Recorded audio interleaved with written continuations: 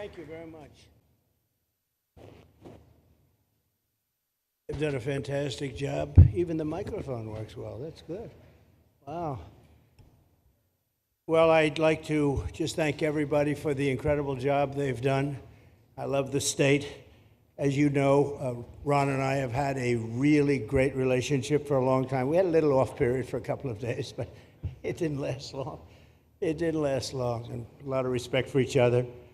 And it's a great honor to be deep in Florida, the Florida Everglades, to open America's newest migrant detention center. It's incredibly built, and you're seeing that yourself. That's why I said, let the press join us on our walk so they can see what's happening. It's known as Alligator Alcatraz, which is very appropriate because I looked outside and that's not a place I want to go hiking anytime soon. But very soon this facility will house some of the most menacing migrants, some of the most vicious people on the planet. We're surrounded by miles of treacherous swampland, and the only way out is really deportation. And a lot of these people are self-deporting back to their country where they came from. Quite a few. We're amazed at actually the number.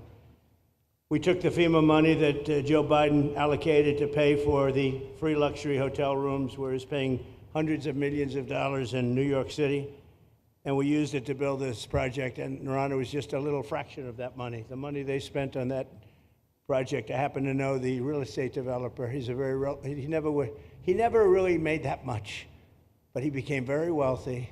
With luxury, he didn't do well. With people that are not exactly luxury, he's made a fortune. I want to thank Florida Governor Ron DeSantis and Secretary of Homeland Security Kristi Noem, and Florida Attorney General James Uthmeier. Where is James? Where is he? You do a very good job. I hear good things. I hear good things about you from Ron too. No, you really do. He's even a good-looking guy. That guy's got a future, huh? Good job, James. I hear you did really, really fantastic. Worked hard. You're like in the construction business for a few days, right? Congratulations. For all the hard work and to make this facility possible. It's amazing.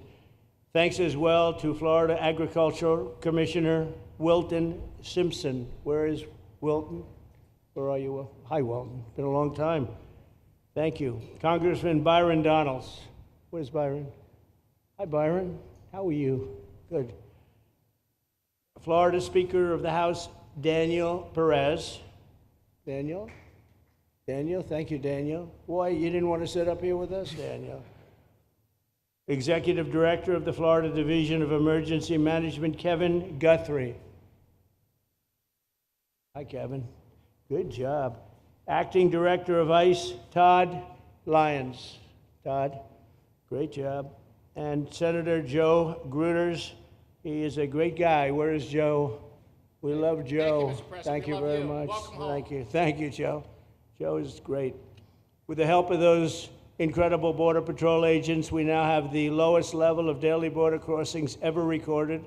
As you know, last month, the month of May, just got released 2 days ago, the number of illegal aliens into the United States was zero.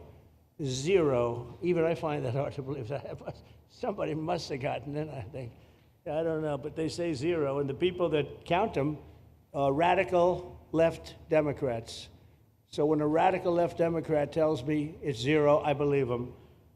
But there's still much work to do. In the 4 years before I took office, Joe Biden allowed 21 million people, that's a minimum, I think it was much higher than that, illegal aliens to invade our country.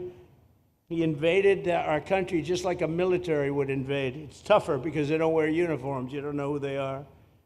More than the populations of New York City, Los Angeles, Chicago, Houston, Phoenix, and Philadelphia combined. That's what came into our country from prisons, from mental institutions, from street gangs, drug dealers. It's disgusting.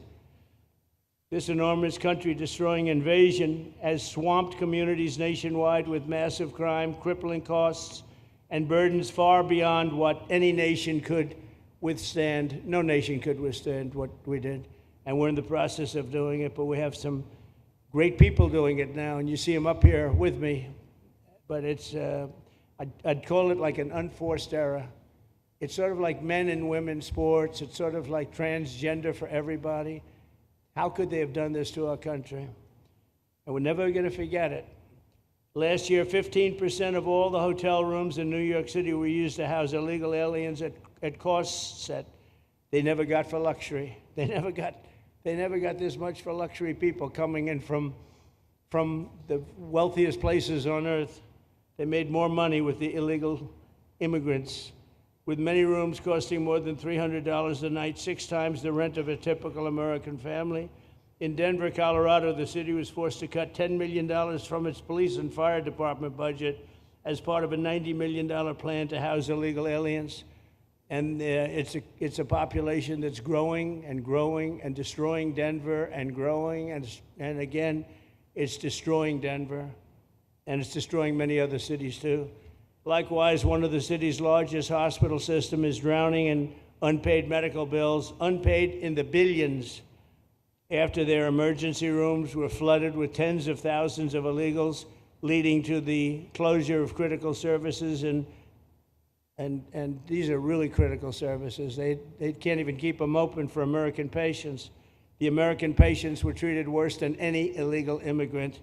In Los Angeles, 1 in every 4 students in the public school system is from a household headed by an illegal, and most of them don't speak English, so they're in a school system, and they don't have interpreters, they don't have anything, they don't speak English. What a mess, what a mess.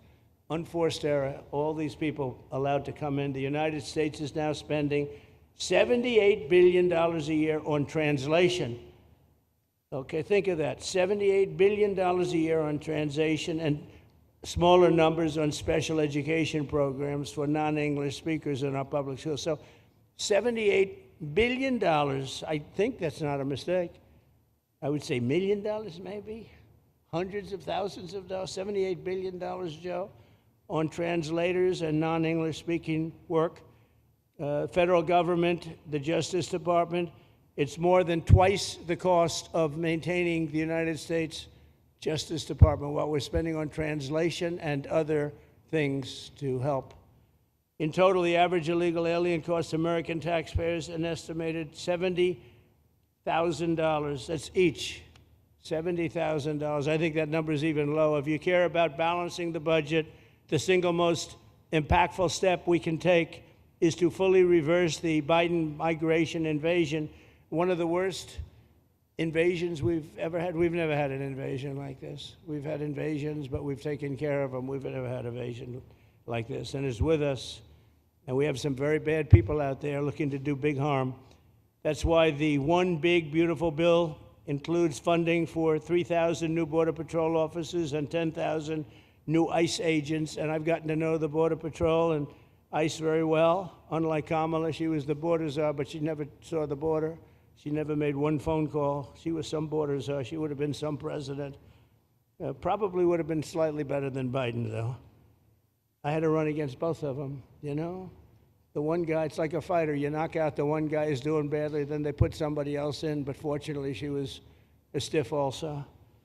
Otherwise, I would have been very angry. I would have been extremely angry. The heroes of ICE will also help round up and remove members of the savage drug cartels which are coming back into our country. And we got them out. Now some of them came back in. We just got them out again, and that's going to be a vicious cycle.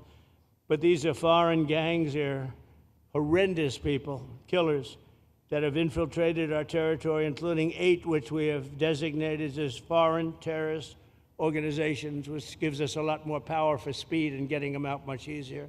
And we had a great court victory, as you know, on Friday that allows us to do what we have to do from the Supreme Court of the United States. In 5 months, my administration has already arrested over 2,700 members of the murderous Venezuelan gang known as Tren de Aragua, including a pack of these sadistic animals arrested last month with over 280 guns, and these are guns of the latest caliber. These are guns that were made over the last period of less than a year, getting brand new guns, the latest and the greatest. Every day, our brave law enforcement officers are hunting down and deporting migrant criminals who have committed heinous crimes, including more than 13,000 murderers, 11,888 to be exact, but I'd probably say the 13,000 is right also.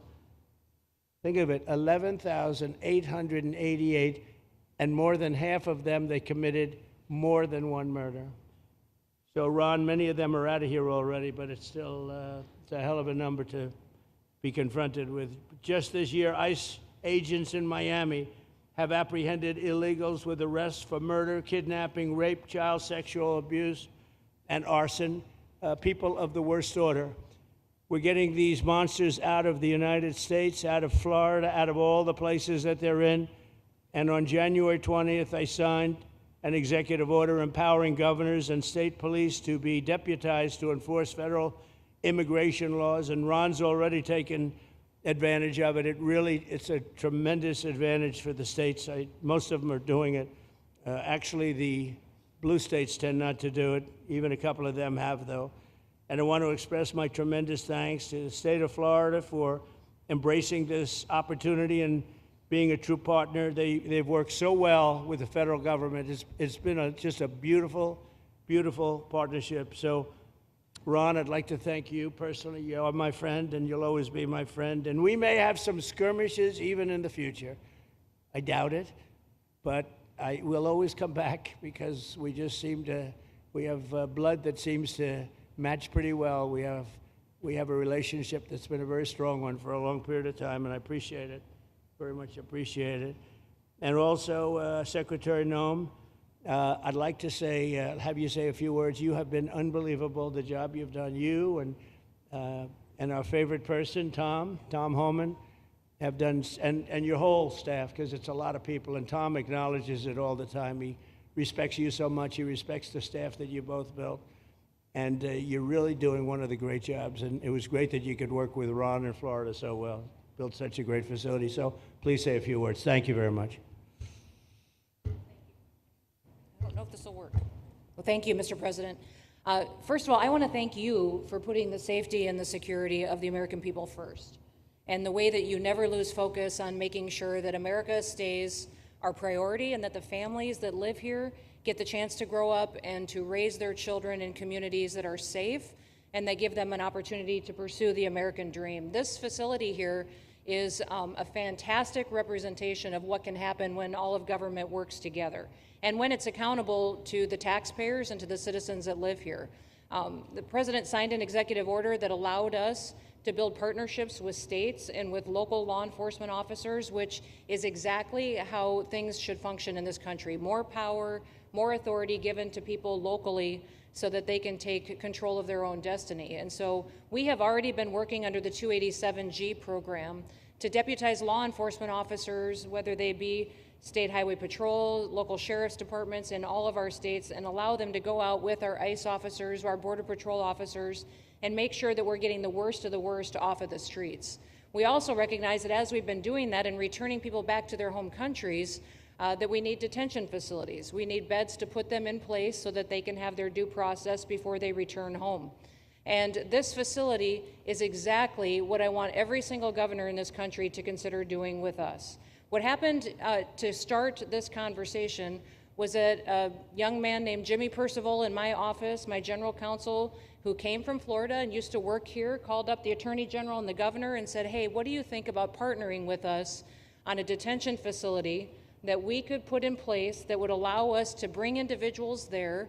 There's an airstrip close by. You guys volunteered the assets that you have and the connections that you have and worked with Kevin extensively so that we could come here, have their due process given, and return them home to their countries. And in 8 days, this facility has been stood up. And I want everybody to recognize that detention facilities that ICE adheres to is a higher standard than is required at state levels, at local Department of Corrections facilities, sheriff's offices. This is a state-of-the-art facility, air-conditioned, isolated, though, for security purposes, which is very helpful. And I appreciate so many people being willing to work together to make a project like this happen. Right here on this location, we'll have about 3,000 beds. Other location will have another 2,000 beds that will allow us to bring individuals across the country that we are bringing in and incarcerating for violating our laws and immediately get them out of the country as soon as we possibly can. It's exactly what we need to be perpetuating in other states. And what I would say is, I want all of you to notice these flyers that we've got, is that everybody who sees these flyers or anybody who sees these news clips should know you can still go home on your own. You can self-deport. If you go on the CBP Home app and go home now, you will get the chance to come back to the United States legally. You will get the chance to come back and do it the right way. If you don't, you may end up here. And you may end up here and being processed, deported out of this country, and never get the chance to come back. That is the consequences of breaking the law in the United States of America. Listen, our job is to uphold the law. This is a country of laws. We have a border now, and because we have a president that cares and recognizes that we need to be a nation of borders and a nation that upholds the law. If you break the law, there's consequences. We will deport you, and you will never get to be a United States citizen. You'll never even get to come back here and work and to pursue the American dream. But if you decide you want to go home now, go home, and we'll help facilitate it. We'll buy your plane ticket. We'll get you there. In fact, I just got back from Panama, Costa Rica, Guatemala, Honduras. Those countries are excited to get their citizens home. They're setting up programs to loan them money to buy houses when they get there, help them with food assistance, get their children educated, scholarships. They want their citizens that are living here in the United States illegally to come home and to be a part of their economy and help their countries grow. So this is a win-win for everyone, and I just want to end, Mr. President, by thanking our law enforcement officers, by thanking our ICE officers and our Border Patrol officers for what they do every day. They are out on the streets, and violence against them has increased over 500% since Trump has gone back into the White House, because he's upholding the law and because a bunch of liberals, socialists, and Marxists are out there lying about what President Trump is doing. President Trump is upholding freedom by what he is doing. The freedom to live safely in this country and to do things legally and to have justice. And because those liberals, and I'm calling out you, CNN, I'm calling you out because you lie every single day about what these operations are. We are going after murderers and rapists and traffickers and drug dealers and getting them off the streets and getting them out of this country because Joe Biden let the worst of the worst come in here. The other day I was talking to some marshals that have been partnering with ICE. They said that they had detained a cannibal and put him on a plane to take him home, and while they had him in his seat, he started to eat himself, and they had to get him off and get him medical attention. These are the kind of deranged individuals that are on our streets in America that we're trying to target and get out of our country because they are so deranged they don't belong here. And they shouldn't be walking the streets with our children. And they shouldn't be living in the communities with our families who just want to grow up, go to job, raise their children to grow up and get a job and to live the American dream. So thank you to all of our law enforcement officers, those in our military that have been helping, our National Guard. Thank you to Governor DeSantis for stepping up and being an example to other governors. I hope my phone rings off the hook from governors calling and saying, how can we do what Florida just did? How can we do exactly what they did? Because we need this big, beautiful bill. We absolutely have to have this big, beautiful bill that has the funding so that we can continue this operation and we can get those bad criminals off of our streets and have the officers to do it so that when they go out on an operation, somebody's got their back. Somebody's got their back, they can do it safely, and they can go home to their families at night too. So this bill needs to pass through Congress so we have the resources at the Department of Homeland Security to make sure that our homeland truly is secure. And Mr. President, thank you for Stephen Miller. I just want to thank you for him. This guy calls me night and day and tells me all of his wise advice and wisdom, but he's a rock star because he loves this country and he's passionate about making sure that nobody is prioritized over an American citizen. We love everybody. We do. We love everybody. Not everybody. But, well, a lot of people. But Not we shouldn't be putting people illegally above citizens. We should be making sure that we do things right, and that's what America has always stood for, and we're an example to the rest of the world because we do it right. So, Mr. President, you surround yourself with great people, and I think that's because everybody wants to work for the greatest president that the United States has ever had, and that's President Donald J. Trump. Thank Thank you you, very sir. much, Christy. That's Thank so you for nice. your Thank you. Thank you very much. And I have to say that, you know, when Christie's name was put before me by Tom Homan, by the way, because I wanted him for the border, and somehow I thought that was going to be good in that sort. But he didn't want the upper job, and I said, "Who do you recommend?" Christy Noem. I said, "Oh, are you kidding? She's great, but she's such a fine, elegant person. He said, "Sir, she's tough as hell." I said, "Are you sure?" "You are tough as hell, I tell you, and you do it in a very nice way, but you are, if you ever saw her ride a horse, she rides a horse like she should be in the rodeo. She's like an unbelievable horse person, and you've done a fantastic job, and Steve Miller would even agree to that, and he likes nobody, by the way. I don't think he likes anybody. And another one we like is Ron. And Ron, would you say a few words, please? Sure. Well, thank you, Mr. President. Welcome back to Florida. And I think this is the first time you've been back since the events of a couple weeks. So just let me say, as somebody that was serving on active duty in Iraq back in the day, we witnessed the number of our troops that were killed or wounded by the Iranians. We know that they're a militant Islamic regime that was hell-bent on getting nuclear weapons, and under Joe Biden, they were about to get nuclear weapons. And because of your strong actions, those dreams and those ambitions have been reduced to rubble.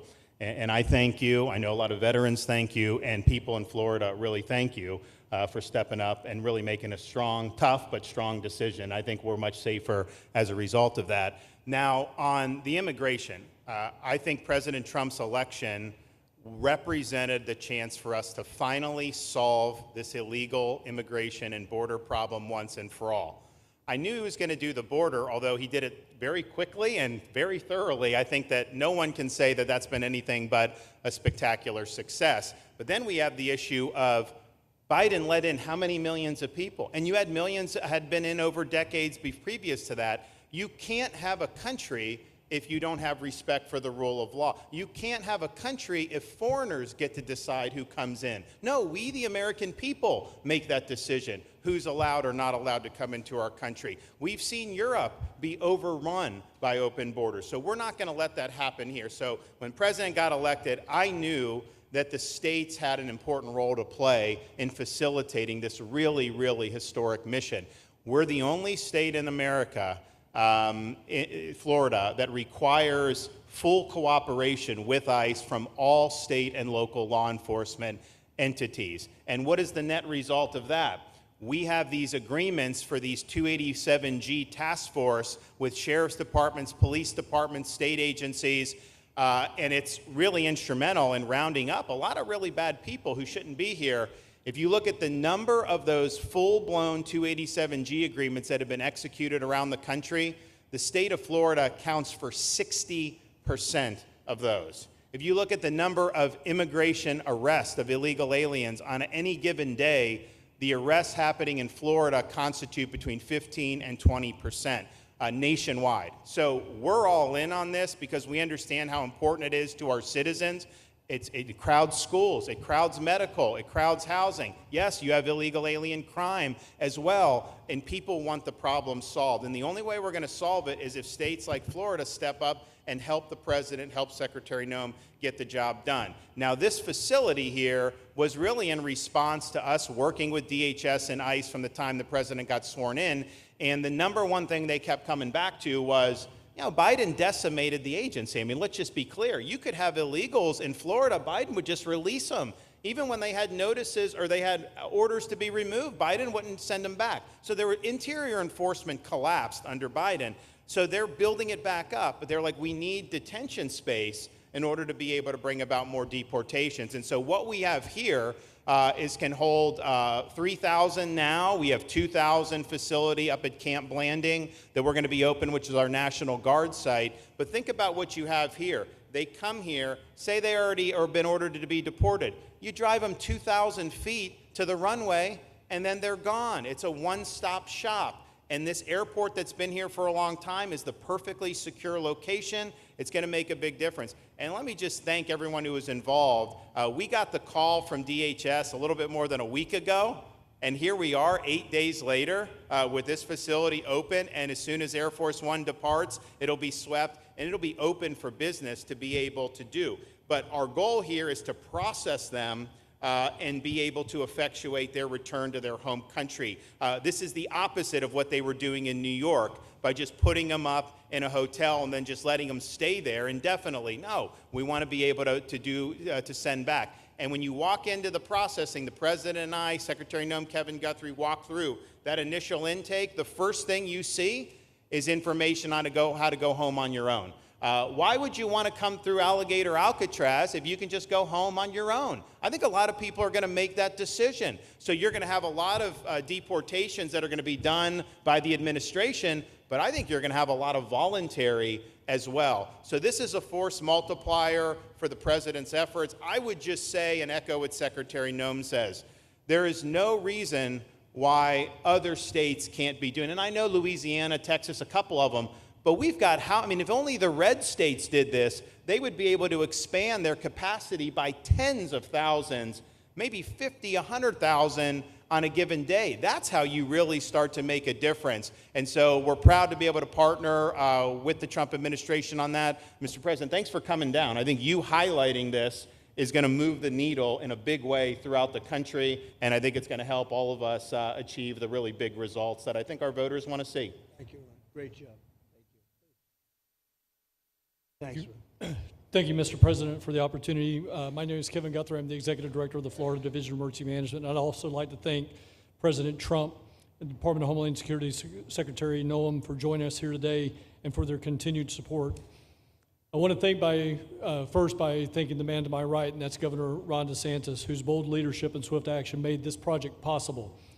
With make no mistake, this facility would not be standing here without the President, the Secretary, and the Governor's vision and determination to uphold the rule of law. Florida is and will always be a law and order state. Even before the President took office, the Governor made it clear that illegal immigration would not be tolerated in the state of Florida. When the President and the Secretary asked Florida to help, the Governor empowered our state and private partners to work collaboratively and deliver real results on a rapid timeline. The Florida Division of Emergency Management is best known for leading the nation in hurricane response and other natural disasters. We understand how to act fast without bureaucracy in the face of any emergency. Our teams built roads in 8 hours, bridges in 3 days, base camps in 72 hours, and full causeways in 2 weeks. Getting things done quickly, efficiently, and correctly is at the core of our mission. We simply just want to be the best at what we do in the nation. When the Governor called me, and we answered, and we were proud to bring our logistical expertise to the table. We know how to set up base camps for guardsmen, first responders, linemen, volunteers, and other aid sources, and distribute that in a matter of days before a storm. We're able to translate this knowledge to what we did here at Alligator Alcatraz. Florida has put the best teams together who check their individual logos and egos at the door to get this done. Not just for you, Governor, but Mr. President, for you as well. There are over 13 different vendors that came together to get this solved in 8 days. Truly a whole of private sector partnership to get that done. Behind you on these boards, in only 8 days, we have built a fully compliant detention facility with a detainee capacity of up to 3,000 people, with room for additional capacity if you asked us to do so. The detention facility includes over 158,000 square feet of housing and is a fully aluminum frame structure rated for winds of 110 miles an hour or a high-end Category 2 for those people that don't think that we're taking that into consideration. This is Florida, by the way. Power supply is fully redundant with backup generators in place. We've put a staff village here on site with a capacity of 1,000. Our services are hot meal 3 times a day, 24/7 medical facility, pharmacy, air conditioning, access to indoor and outdoor rec yards, legal and clergy support services, laundry. Our security element is over 200 security cameras throughout the facility, more than 28,000 feet of barbed wire, 400 plus security personnel to include 200 men and women, soldiers and airmen underneath Major General John Haas's command as the Adjutant General of Florida. And it's all surrounded, as you pointed out, Mr. President, by 10 miles of beautiful Florida Everglades. Contingencies, as with all state correctional facilities, we have a hurricane plan. We will not wait for a Cat 2. We will follow our normal evacuation procedures as we do for any other facility statewide in our great state of Florida. We have on-site fire and EMS resources so that we don't burden the locals with any type of response. All in all, sir, this has been a perfect state logistics exercise for this hurricane season. Everything we did here in the last 8 days God forbid, if we have a hurricane, we're going to do it again. This was a dress rehearsal for us, and we are ready, willing, and able to support you, sir, the governor, secretary, and everything that you need us to do. Just a week ago, it was a taxiway and a runway, and now is a fully functioning facility. We are happy to support you, Mr. President, Governor, Secretary. Fantastic job. Thank you.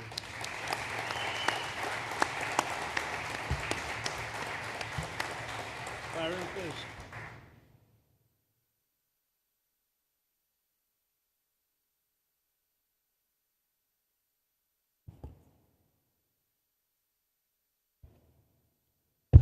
There we go. First of all, Mr. President, we all have to thank you for your leadership and for the mandate that the American people gave you to finally secure our borders and to deport criminal illegal aliens and longstanding illegal aliens out of the United States. That is a mandate given to you by the American people. I know Secretary Noem, Stephen Miller, Governor DeSantis, myself, on behalf of the other members of Congress in the Senate, and of course here in Florida, we are behind you 100% in that mission. To the governor, I really appreciate you and commend you for your leadership on this, taking swift, decisive action to building this facility. One of the things that has occurred because of the work you did earlier this year with the legislature is that our sheriffs are out there every single day. They are arresting these criminal aliens in our streets, and they're seeing some backlog in their jails. So this facility primarily goes to address some of that backlog and then to help us fulfill the mission that the president has led us to. So Governor, thank you for your leadership and thank you for your decisive action on this. It really does mean a lot to all the people of Florida, of course the people of the 19th Congressional District. Secretary Noem, I mean, what can I say? The president's right, you're double tough.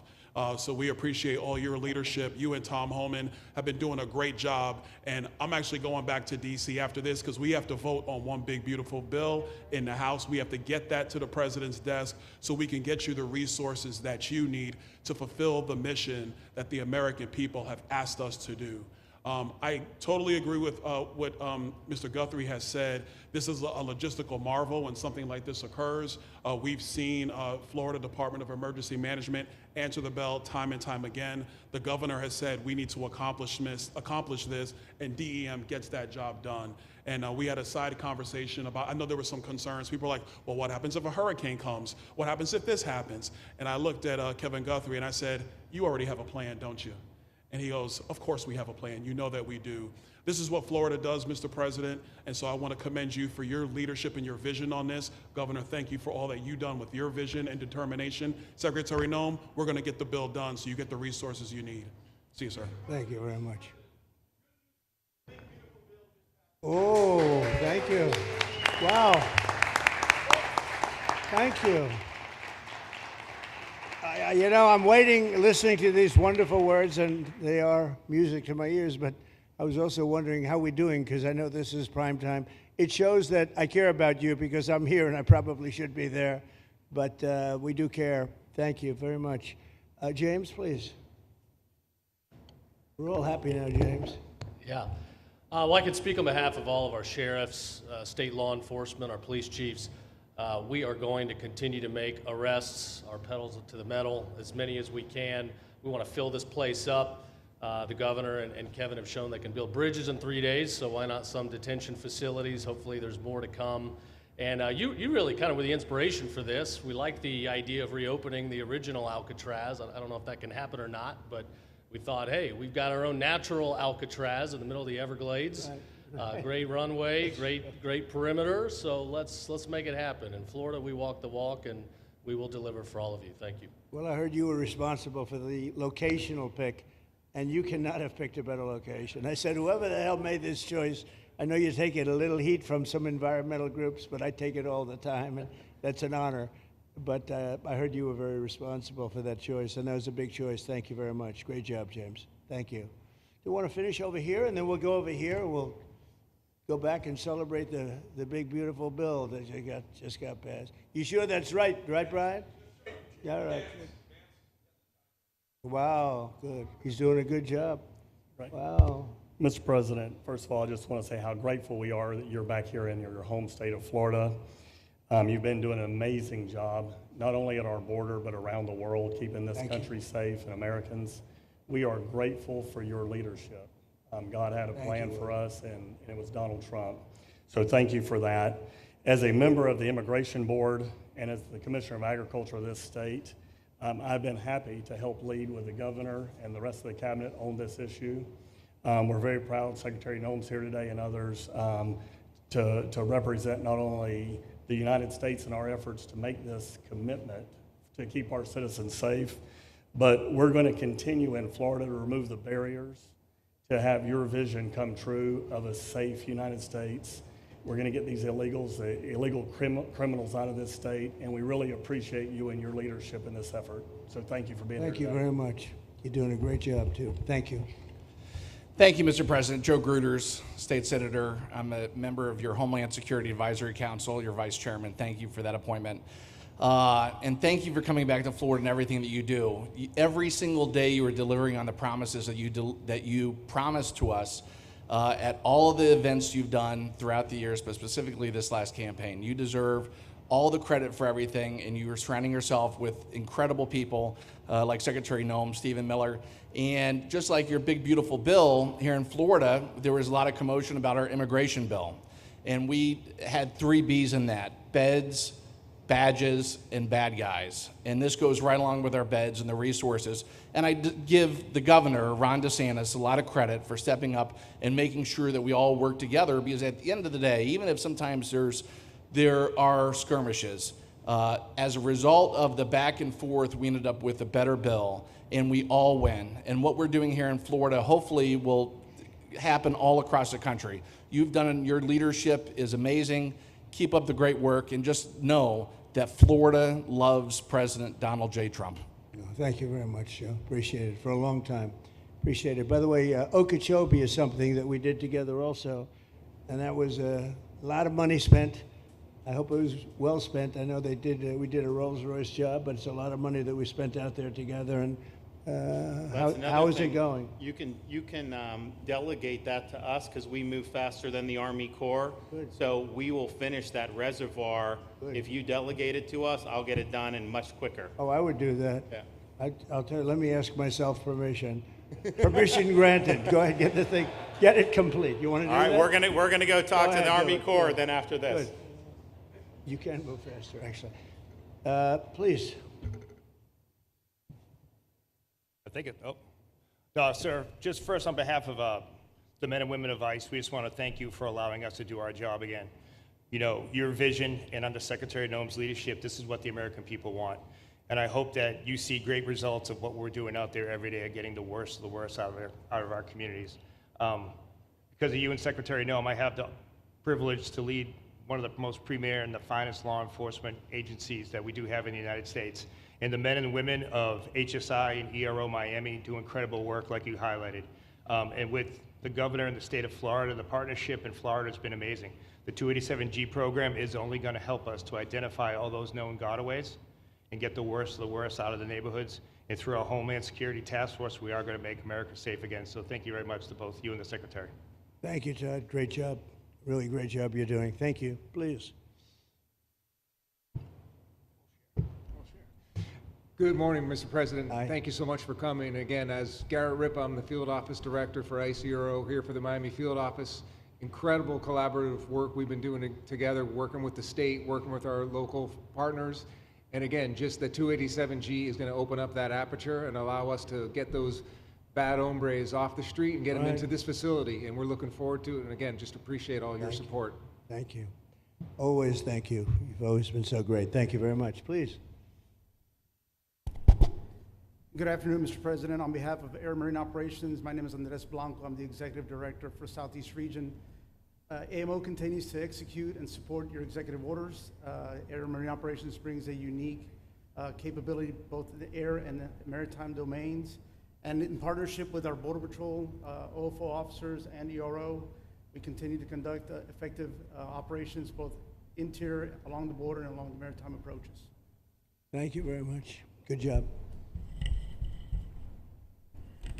Good afternoon, Mr. President. Jose Figueroa. I am the Acting Special Agent in charge for Homeland Security Investigations here in South Florida, and our office covers from Key West to Fort Pierce.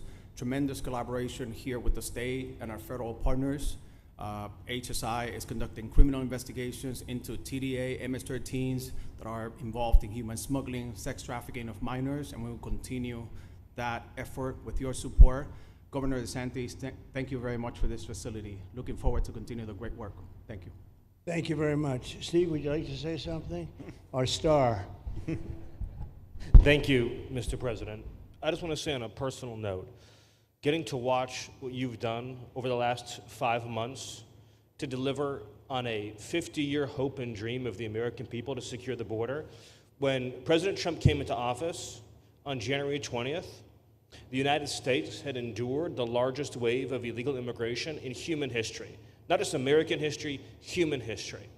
And within just a few days, President Trump, through his strength, leadership, diplomacy, and vision, achieved the most secure border anyone in the world has ever seen. When we recently went overseas to the NATO summit, I had senior staff in foreign governments come up to me and ask me how he achieved the Trump miracle on his border and could that be replicated in their countries.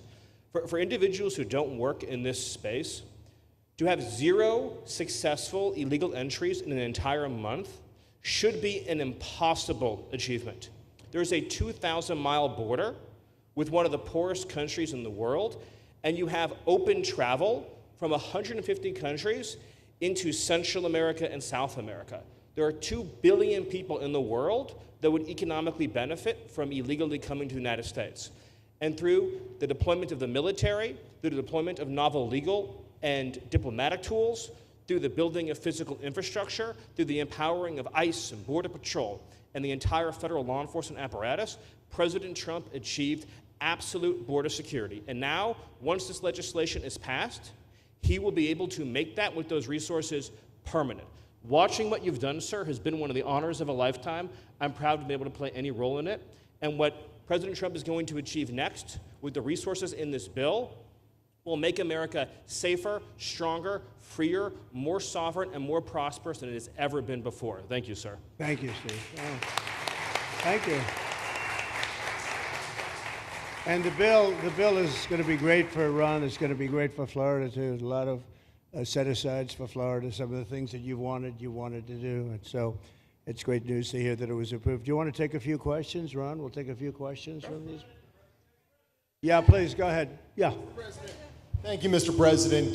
Given the likelihood of the One Big Beautiful Bill passing, and we look forward to the success of this facility here, how many more facilities like this do you feel that the country needs in order to enact your agenda of mass deportations? Well, I think we'd like to see them in many states, really, many states. This one, I know Ron's doing a second one, at least a second one, and probably a couple of more. And, you know, at some point, they might morph into a system where you're going to keep it for a long time. You know, it's not that far away from jails that take years to build and money is spent and wasted. And, you know, like the railway that they have in California that costs like 40 times more than it was supposed to cost. The same things happens with prisons. You look at this in a short period of time, Ron, James, and some of the people that really worked on it along with our people, they did this in less than a week. And you look at it, it's incredible. The incredible thing is picking the site, because the site was one of the most natural sites. It might be as good as the real Alcatraz site. You know, it could be. Well, that's a spooky one too, isn't it? That's a tough site. But so I think it could last as long as they want to have it. I mean, you may morph this into, you know, your prison system, frankly, which I know you always need, unfortunately. I'd like to say, you know, a little controversial, but I couldn't care less. We have a lot of bad criminals that came into this country, and they came in stupidly. It was an unforced error. It was an incompetent president that allowed it to happen. It was an auto pen maybe that allowed it to happen, and it did happen. But we also have a lot of bad people that have been here for a long time, people that whack people over the head with a baseball bat from behind when they're not looking and kill them, people that knife you when you're walking down the street. They're not new to our country. They're old to our country. Many of them were born in our country. I think we ought to get them the hell out of here, too. You want to know the truth. So maybe that'll be the next job that we'll work on together. But I think getting them out, you know, we forget about them. We had some bad accidents in New York. And they're not accidents. They were done very much on purpose. People being pushed into a subway just before it arrives, going 40 miles an hour. and they're 10 feet away from where the thing is. You get pushed right into the face of the subway train, get whacked and killed. And these are sick people. I'd like to get them out of here too. Yeah, please, go ahead. White shirt, glasses. Julio Rosas, Blaze Media, sir. A couple months ago, I ran into former DHS Secretary Mayorkas, and I asked him a couple questions about his disastrous handling of the border. He didn't like my questions. But the number one question that I heard from people in responding to my video was, why hasn't he been arrested yet? Obviously, you guys are cleaning up the mess that was made deliberately for the past 4 years, and so people want accountability. It's great to see that the border is secured, and it's great to see the state level cooperation. But I guess I would ask you, why hasn't he been held accountable, or anybody really? Well, pardons were given out by to many people, and they shouldn't have been given out. Like the Unselect Committee of Political Thugs was given a pardon because they destroyed all of the information from 2 years of hearings, and they should be arrested, but they were given pardons. Was he given a pardon, Mayorkas? Was he not? I don't believe so, Well, sir. I'd take a look at that one, because what he did is, it's beyond incompetence. Something had to be done. Now, with that being said, he took orders from other people, and he was really doing the orders, and you could say he was very loyal to them, because it must have been very hard for him to stand up and sit up and talk about what he allowed to happen to this country and be serious about it. So he was given orders. If he wasn't given a pardon, I could see looking at that. In fact, why don't you take a look at it, Kristen? He was impeached, but yeah, it was just a fake impeachment. It was a fake impeachment. Why don't you take a look at it? I think he was so bad. They were all so bad. Look, it was the worst president in the history of our country. We've had some bad ones, but he was the worst president. But somebody told Mayorkas to do that, and he followed orders, but that doesn't necessarily hold him harmless. So take a look at it. Very good question, actually. Thank you. Yeah, please. Go ahead. Mr. President, you and the Secretary have both said that many people have self-deported since you came back into office. Yeah. How many is many, and has the rate gone up? How do you see the tempo of that moving forward going on?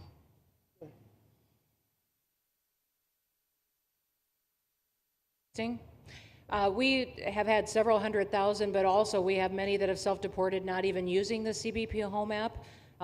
When I have gone to these other countries to negotiate security agreements and information sharing on criminals, who's coming and going into their countries, they report that hundreds of thousands have come home that weren't on our radar, that they are coming home on their own and self-deporting because they want the chance to be able to go back to America someday. So we believe it's over 1 million, possibly more than that. I'm asking all of those countries for their information on what they have of individuals that may have returned home, that they have taking advantage of their programs to help them become a part of their civilization again too. So we know it's over 1 million, but we have to, I'm getting more information and that number will grow. If they don't leave, they never get the chance to come back. If we have to take them out, and we will, they'll go out, but they never get a chance to come back. The other way, we actually make it a little bit easier for them to come back. Okay, thank you, good question. Thank you. The bill is now passed in the Senate, but we are already hearing from some Republicans in the House who say they cannot get on board with the changes that were made to the bill in the Senate. What is your message to those holdouts? Well, I just heard that about the Senate, and the bill just passed, and it tells you there's something for everyone. I mean, it's a great bill. There is something for everyone, and I think it's going to go very nicely in the House. Actually, I think it will be easier in the House than it was in the Senate. And just to be clear, on the Medicaid cuts, you've promised not to cut Medicaid, said this is all just targeting waste, fraud, and abuse. Are you saying that the estimated 11.8 million people who could lose their health coverage, that is all waste, fraud, and abuse? No, I'm not saying that. I'm saying it's going to be a very much smaller number than that, and that number will be waste, fraud, and abuse. And if you look, they took a much more liberal stance on the Medicaid situation than they could have. They had a tough stance and a weak stance. They took not a very strong stance on that to start off, and it's waste, fraud, and abuse, and everybody wants that covered. What number is that? What analysis are you seeing? I'm not seeing a number, but I know it's much less than the number you gave, and we really were very, very cognizant of three things. Social Security, we're going to take care of it beautifully. Medicare and Medicaid, and we are going to save it, whereas the Democrats are going to, you won't have it. they will destroy Medicare and Medicaid, and they have to because their numbers don't work. So it's not going to happen. They're the ones that have destroyed Medicare. They have made it so bad already, they're going to make it a lot worse. But now we'll be in charge, so we're going to have no problem with Medicaid or Medicare or Social Security. Thank you. Yeah. Claire Gall with Wink News in Fort Myers. What is your direction to ICE when it comes to arresting farm workers here illegally, other workers in industries that are pretty critical to Florida's economy? Yeah. Well, we're very much cognizant of that, and as you know, I won the farmers by 92%, and I'm not going to be abandoning my farmers. We were strong on the borders, but we're also strong for the farmers and for others in the hotel industry, et cetera. You know, we have similar situations. And Christy and I, and we'll be working with Ron and a lot of the states. We're going to work something where the farmers can be responsible for some of the people that have, and they have people run for 10, 15 years that they know very well.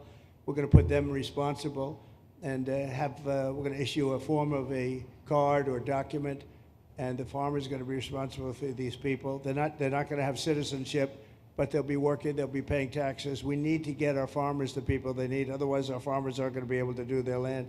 You know, it was tried once before, many, many years ago, where there was a very strong guy, and he got everybody out, and every farm, almost in the country, but every farm in California, every farm in Iowa, almost all the farms went bankrupt.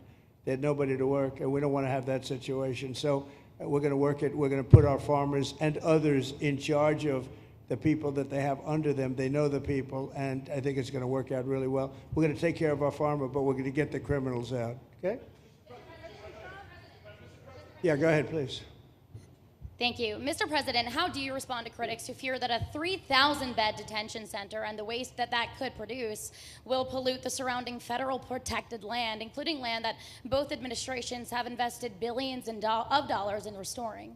Well, I was one of those that invested billions of dollars and hundreds of millions of dollars right here in the Meadowlands, but in the Everglades, and the Meadowlands too in New York. If you look at what we did up there, speaking of the Meadowlands, a lot of places like this, but this is a very unique one. One thing I'll say about this land, we'll be gone 1,000,000 years and this land is still going to be here. It's not going to be much different. You'll have the water moccasins, you'll have the alligators. You may not have people, but you're going to have all those animals. They're going to be around, and you got plenty of them out here. I think it was a brilliant choice, and I think almost anybody in his or her right mind would say this was a brilliant choice. I give the governor a lot of credit for using this piece of land. And in addition to that, it's on top of something that was already developed. It's an airport. You know, you have the runways, you have the, so it's already been developed. So it's not like you're dropping dirt right into the thing. There was zero movement of that. That was done many years ago because the airport's very old, but it was an abandoned railroad, an abandoned airport. And frankly, it's like perfect. And you can do expansion on this site substantially without doing anything. So the people, I heard them complaining about the Everglades. There's no, I don't think you've done anything to the Everglades. I think you're just enhancing it. This was already here. How long has the airport been here? Decades. Many decades, yeah. And they have, Kevin, all these guys, you know, have a waste plan, like the wastewater gets trucked out, potable water gets, literally, they have, even our DOT has put things up in case there's any seepage, which we don't. So you are literally doing this on concrete that's already here. So I don't think those are valid and even good faith criticisms, because it's not going to impact the Everglades at all. President's been a champion, we've been a champion, really changed the game in Florida on it. I think it's just people don't want to see illegal immigrants deported, and that's their ideology, and they have a right to that. But illegal immigration's unpopular, so they know that they're going to have less effect trying to do it. So they're going to try, oh, well, no, it's just about the Everglades. But really, I think a lot of those people, they just don't want to see illegals deported. Because if you actually hear, everyone's here, you obviously know there's zero land that's being disturbed. Well, you know, when we talk about popularity, though, I will say I ran on the issue of illegals, and we have to get them out. And I won 82% on that issue. So I think that they may not like certain aspects of it, but ultimately they do not want them in their country. And if this is a part of a use, but I think from an environmental standpoint, it's incredible. In fact, when we landed that very big, heavy plane today, They came out and checked it fairly. I think they want the president to be able to land on a piece of concrete that's not going to go 6 feet underground. And they checked it. They came back and they said, this thing is really solid. So it's been there a long time. It's going to be here a long time. And it was a great choice of a site. Thank you. Yes, please. Brian, go ahead. Yes, sir. The people of Syria were recently seen on the streets waving American flags, chanting Trump, Trump, Trump. They're so appreciative of the economic sanctions that was lifted on that country, giving them a little bit of hope for prosperity. You want to comment on that?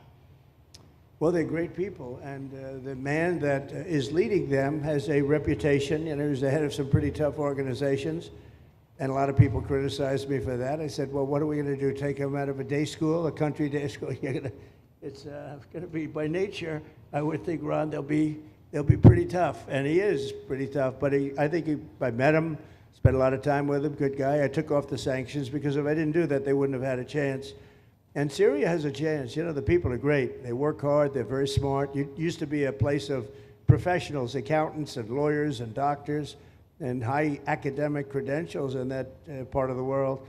And I think it's going to work out great. I took off the sanctions and they were very appreciative. They were shocked, but they were very appreciative. We're giving them a chance at survival. With the sanctions, it couldn't have worked. Thank you. Mr. President, your beloved New York City. Your beloved New York City may well be led by a communist soon, Zorhan Mandami, who in his nomination speech said he will defy ICE and will not allow ICE to arrest criminal aliens in New York City. Your message to communist Zorhan Mandami. Well, then we'll have to arrest him. Look, we don't need a communist in this country, but if we have one, I'm going to be watching over him very carefully on behalf of the nation. We send him money. We send him all the things that he needs to run a government. And by the way, they get about 3 times what you get, Ron. If you look at the per capita, Florida gets 1/3 of what New York gets in terms of the numbers. Why don't you give us those numbers? Yeah, well, because that's what we should send him. Yeah, well, like sometimes people say Florida gets more because they count Social Security recipients, but that's not money to the state. Those are seniors that live here. If they moved to North Carolina, you could count it there. So it has no interaction with the state government. They get more on the city and state governments than we get. Right, substantially. We're going to be watching that very carefully, and a lot of people are saying he's here illegally. We're going to look at everything, and ideally. He's going to turn out to be much less than a communist. But right now, he's a communist. That's not a socialist. I've always said, we will not have socialism in this country. In the speeches, I said, well, what? They skipped socialism. And you got a lot of them like that. And you see AOC, she's out there with her, bad IQ. She's out there ranting and raving about how wonderful he is. And look, so far he's winning. He still has a race to win, but so far he's winning, and he has an advantage as a Democrat in New York City. I was there a long time ago, and it was a long time since a Republican won the city, but you would think that a Republican would be able to win. Or you have a good independent running, Mayor Adams, who's a very good person. I helped him out a little bit. He had a problem, and he was unfairly hurt over this question. He made a statement to the effect that this is terrible. New York City can't have all these immigrants come in, and like he was indicted the following day. And I said, that was a phony indictment, and it was a phony indictment. That was a Biden indictment. I said, don't feel bad. I got indicted 5 times every time you opened your mouth. That was a bad group. That was a very dangerous group, I will tell you. These were not nice people. That was the only thing they could do. They had no policy. They had no skill. They had no anything. But they were very good at that. They were vicious, vicious, horrible people. Thank you very much. Yeah, please go ahead. Anna Giratelli with Washington Examiner. Governor DeSantis has proposed using National Guard, deputizing them as immigration judges to get through this massive backlog of people in the immigration court. Would you be open to that? Yes, he has my approval. Okay. That wasn't too hard to get, was it, Ron?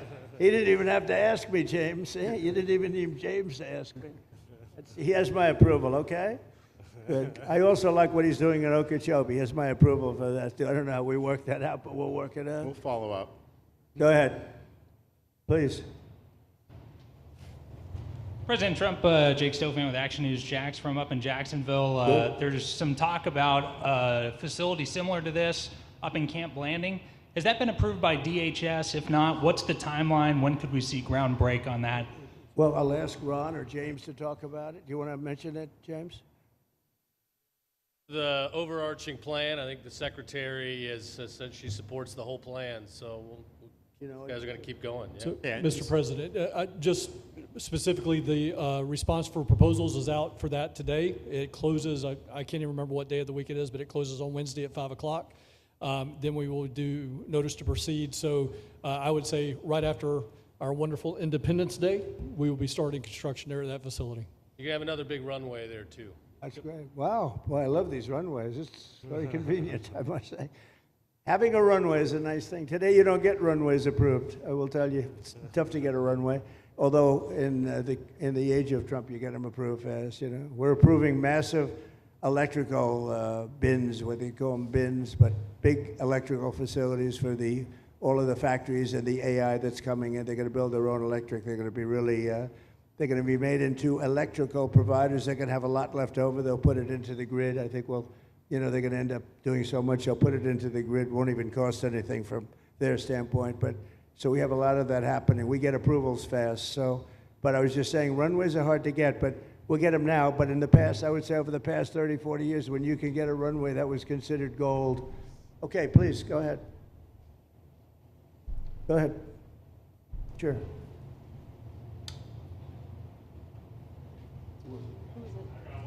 Okay, go ahead. Yes. President Trump, Laverne McGee, News 6 Orlando. You have fulfilled several campaign promises along with the help of Governor Ron DeSantis. What is the next campaign promise that you plan to fulfill to the American people? So we have turned this country around in less than 6 months. And when I was away, and I was telling Ron, I was telling some others, I've said it a little publicly, I guess, but I met a lot of very important people. The King of Saudi Arabia, I was there 2 weeks ago, and Qatar, the leader of Qatar, who's great, and the leader of UAE, who's great. These are very substantial people, very smart people, and good people. And all three of them said essentially the same thing, along with many other people, because I just left NATO. NATO's we took it up to 5%. Nobody can believe that one run. That would be hard, but nobody believes that. What happened in NATO, over $1 trillion a year from like nothing. It was an honor. But every leader said that a year ago, this country was dead. They had no confidence in the United States. They really felt it was a dead country, and it was some bad things were going to happen. But they used the term, it was a dead country, and now they said you have the hottest country anywhere in the world. We're the hottest country in the world right now. And we turned it around fast. I thought it would take longer than this. We turned it around fast. Some of it was psychology, and we had to know how good we were. But others was getting rid of rules, regulations, and all of the things that I got rid of already. I signed more executive orders than anybody in history, times like 3 or 4. And I got rid of just one. I got rid of the other night. You buy a house, they have a faucet in the house, Joe, and the faucet, the water doesn't come out. They have a restrictor. You can't, in areas where you have so much water, they don't know what to do with it. You have a shower head, the shower doesn't, you think it's not working. It is working. The water's dripping out. And that's no good for me. I like this hair nice and, I like that hair nice and wet. Takes you have to stand in the shower for 20 minutes before you get the soap out of your hair. And I put a thing in, and it sounds funny, but it's really not. It's horrible. And when you wash your hands, you turn on the faucet, no water comes out. You're washing, the water barely comes out. So this was done by crazy people.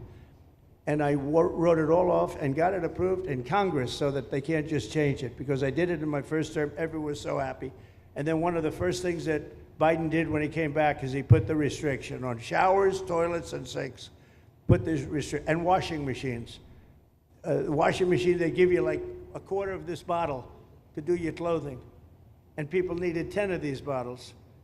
And the people came to me from Whirlpool, and they said, we can't make a machine that's competitive. We can't make a machine anymore. It doesn't work. Why? They don't let us use water. Do you have any problems with water? No, we have so much we don't know what to do with it. You know, it comes down from heaven, right? And I approved all of that, the washing machines, the whole thing. The dishwashers, that was the other one. They give you like this much water right up to there to do your dishes. So people, you know what they do? They keep pressing the button. So they end up doing the dishes 10 times. They end up using more water than you would have used if you did it right in the first place. So all of that stuff has been written off. It sounds crazy. It's little things. The straw. I let you go back to a plastic straw. I was tired of having straws melt in my mouth, you know? It wasn't working. The paper wasn't working too well. So these are little things that I did. Then we have the big things. We have the biggest things, and that has to do with some of the subjects we're talking now. I think the things we're talking about now are the biggest, because if you don't have borders in this country, borders and good elections, and we're working on that next. There's some bills coming in that's going to make sure that you're a citizen, that people aren't counted in the voting when, you know, they were here and they're here as illegals and they're criminals in many cases, and they give them a count, and you end up with extra congressmen. We're going to work on that. We're going to straighten that out next. That's going to be easy compared to what we were doing. But we did the big things too. But little things like that, a straw, little things like a washing machine with no water. People go out, they spend all their money on a washing machine. The damn thing doesn't work. You can't use the water. Then you go to your sink and that doesn't work either. You're stuck. You know what you do? You have dirty plates the next day. That's it. And we solved so many common sense problems. And they weren't easy. You know, there are people that really believe in this stuff. But, you know, most states have so much water they don't know what to do with it. And look at North Carolina. I mean, they had a lot of water. And they have to get restrictors on their, you know, on their kitchen faucet. So we're very proud of the things we did, and we're going to do a lot more of them. Yeah, please, go ahead. You guys in good shape. Hey, it's Eric Bowling. How you doing, sir? Something we've talked about for, I'd say, the better part of 20 years. I think it's something near and dear to your heart, energy, our energy security. Yeah. Under Joe Biden, average price of oil for the 4 years was about $79 a barrel. He drained the SPR halfway down, promised to replenish it, never did. Right. Under you, first term, $53 average price for 4 years. Biden was $78 for 8 years. It was never refilled. The question is now it's $64 or so. Yeah. What coming down rapidly. Coming down, and what a great opportunity to fix another one of Joe Biden's problems, one of the things he broke in America, giving us the energy security of an emergency SPR, Sure. fill it to, maybe even go beyond and fill it to 1 billion barrels this time at a much cheaper price. Thoughts on the energy sector? So it holds 77 million barrels, and we had it up to the top, if you remember. And I was proud of that, and I made a deal to buy it at the lowest price of oil. It was a good deal, good instinct. And we filled it up, and when he came in, he started using it to keep oil prices down because he blew our energy policy out. Energy and his bad spending is what caused inflation. So now we have no inflation. Gasoline just hit $1.99 today in 5 states. $1.99, isn't that a nice sound? It was up to $4, and going up to $5, $6, and $7. In California, it was $7.70. But we just hit in five states, $1.99, $1.98. And it's coming down to that level, so that'll be a big thing. And one of the reasons the prices and costs are going down when you go to the supermarket, because I said I was going to get costs down. We're getting the cost down. Food is coming down. When I came out, my first week, if you remember, I had a lunatic reporter screaming at me saying, eggs are going through the roof. What are you going to do about eggs? I said, I just got here. I didn't know anything about eggs. I had to call you. I said, look, I just got here. Tell me the problem. Well, they're doubled in price, and they're going to be 5 or 6 times higher. They were right, actually. I said, let me work on it. And now we have eggs down to the same numbers it was when I first came in. You know, we lowered the cost of groceries. A simple word like that, groceries, it was like almost a strange word. I hadn't heard the word in so long. But what could be more beautiful than the word grocery? And we have the prices way down. We have the energy way down. Energy brought the groceries down, if you want to know the truth. And, you know, so we think we're going to get it lower, and we're going to fill up the it's called the Strategic National Reserves. I had it topped out, and this guy would use them every time before the election. He'd use them whenever they had an election. It was artificial. But believe it or not, as big as that are hundreds of millions of barrels of oil, all filled up at low prices. But it was really meant for wars, and it wasn't meant for keeping your prices down during a holiday so that somebody could get elected. But they used it, and they didn't bring it. The only mistake you made, they didn't bring it a little down. They brought it right down to the bottom. The thing is practically empty. They never filled it up. They never spent 10 cents in filling it up. And we'll do that. When the market is right, we'll fill it up. I want to fill it up when the market's right. Thank you. How about one more question? Okay, please, in the back.